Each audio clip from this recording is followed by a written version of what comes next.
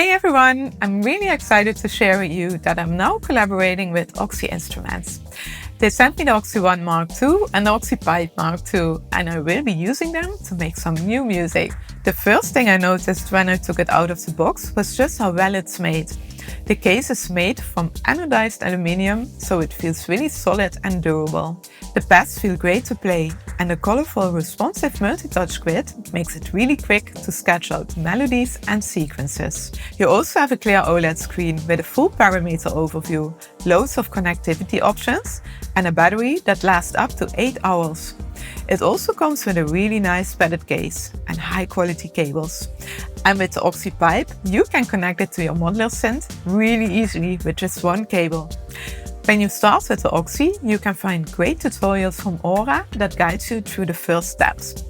The manual is also really good as it's an in-depth step-by-step guide. And at the moment, that's exactly what I'm doing. And I can't wait to share new music with you soon.